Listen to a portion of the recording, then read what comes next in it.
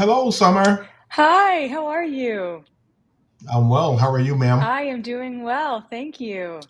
You're good. You sound wonderful. So the Terrific. sounds good. Yeah. So what I'm going to do is I'm going to mute your mic and finish the intro, and then we're going right into it. Okay? That sounds great. Outstanding. Welcome to the Hollis Chapman Show, where we celebrate the power of words and the beauty of storytelling. Join us every week. We have conversations with authors and small business owners. We have exciting lineup of guests who will take us on a literary journey like no other.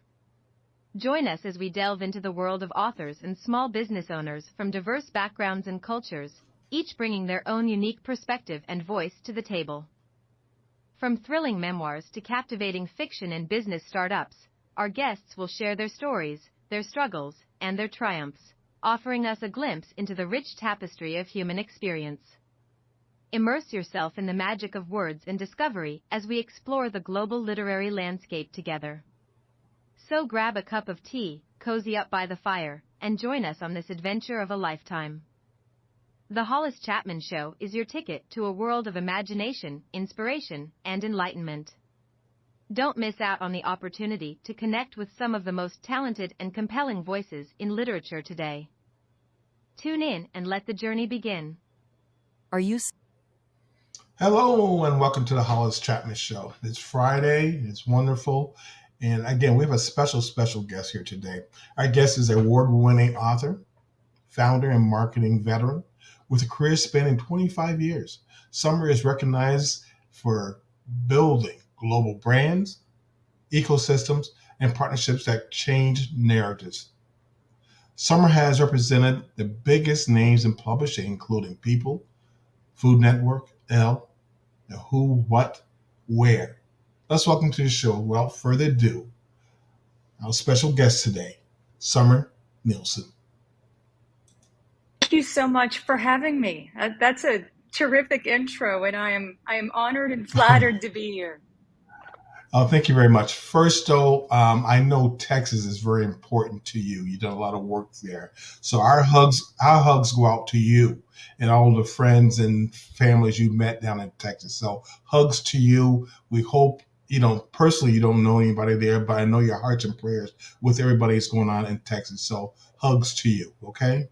Thank you very much. Yes, my prayers too go to everyone affected this week, Yeah. and the kids lost at Camp Mystic. I appreciate you saying that, and I share your sentiment. Right. Okay, so please tell us more about yourself and then your wonderful book series. Okay, how that started, how it got started. What was the wow moment you said, okay, I'm gonna write a book series? And we'll get deeper in that because I love the covers, I love the creativity there. So go ahead, tell us more about you and your book series. Go ahead, ma'am. Perfect. Well, a little about me, as you said so kindly. My name is Summer Nilsson, and I am the author and creator of the Loodor Tales series. I am originally from a small town in East Texas, population 2,600 people, three Wow. stoplights, and a Sonic. And I always lead with that because I think that my small town roots really helped shape who I am. And it's certainly where the inspiration behind the series came to be as well.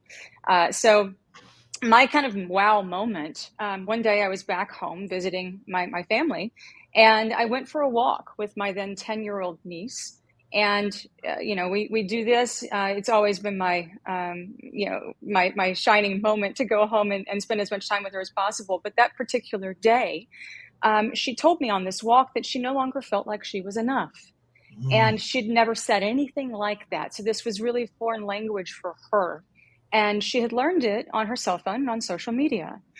And honestly, that day really changed my life. And I immediately kind of went into aunt mode. This is not going to happen on my watch. And tried to share words of wisdom with her and to articulate my own experiences and life lessons. But the words simply didn't resonate. And so I tell people all of the time, this was really like the God wink moment for me, where I had never been so certain of anything in my entire life. And it was instant.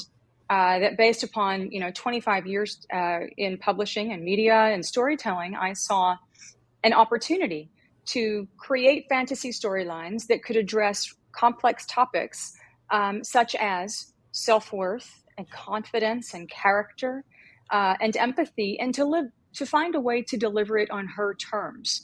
And so that's what I did on that special walk. That's really how the Loodor Tales children's book series was born. Thank you for sharing that. And sometimes the internet stuff, like I said, it's wonderful. You're where you're at, I'm where I'm at, and we're talking just like we're in the same room. So it's a wonderful thing. And then you get these heartfelt stories like your niece that just kind of tears you up. It's like, God darn internet. But I guess it's a learning process. But at least it started a conversation with you and your niece, and that's awesome. But we just got to be careful.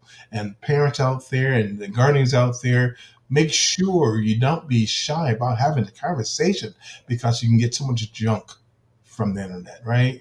And Oh, so, yeah, absolutely. yeah. So thank you for sharing that. I know it's very important to you. And that was a great wow moment for you to start your stuff. Okay.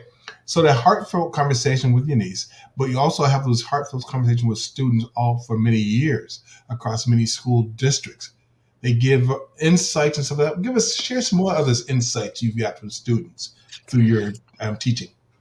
Well, I mean, honestly, so yes, for years I've been touring schools, and really that started very organically. And so with the book series, again, it's a series, and so the first three books in the series have come out, and it launched with The Land of the Pines, followed by the sequel, The Land of the Strays, and the third book, The Land of the Trade. The fourth is coming out next year. But these books really inspired me to want to have very real conversations with students, and to utilize these as a launch pad for conversations, and to really prompt discussions about anxiety and depression and social media and cyberbullying, because I wanted to hear Mhm. firsthand what their feedback was, what insights they would share. And so through these tours, I present to General Assemblies, grades 5th through 8, and really speak to the messages that we're talking about, that confidence and character and empathy. But what's so amazing to me is that the students really drive the discussions. I'll complete an hour and a half General Assembly presentation, and then inevitably they raise their hand in Q&A. And I've seen young boys talk about the cyberbullying and really looking for the methodology and the ways in which to silence it and to stop it. I've listened to young girls speak to seeing comments in their feed about self-harm and about suicide, and these really really really challenging topics, and they have very strong feelings with regard to the cyberbullying and with regard to their digital security.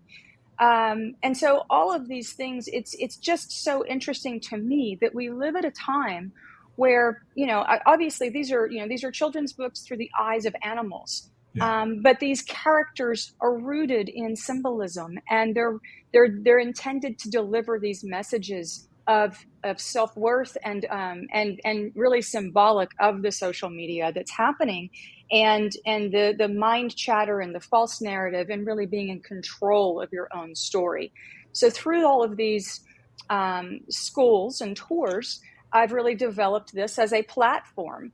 And as a result of that, interestingly enough, this fall, we're actually going to be launching a curriculum Mm. that further extends the series, the school tours, which are ongoing, and the curriculum to include lesson plans, reading models, and essay assignments to both save teachers time and to further guide these student discussions about their day-to-day challenges and how to overcome everything that we're talking about and better communicate with one another. Summer, you got a tough niche to speak some serious topics. When you first started getting those classrooms getting to that simile, how did you get them in to sit there and go, okay, I know this is going to be a little silly for you at first. I mean, they take it as silly because maybe they're too embarrassed to kind of bring it up, stuff like that. How did you handle that? And how did you get to the point where you have boys raising their hands in front of their other friends, and then you have girls being so serious? How did you break down those walls so they can start doing that, even though we know behind the scenes they want to talk, but they're too embarrassed to talk? I'm so glad that you asked that, and it really is. It's such a thoughtful thing that has to be very intentional. Yeah. And so for me personally, I think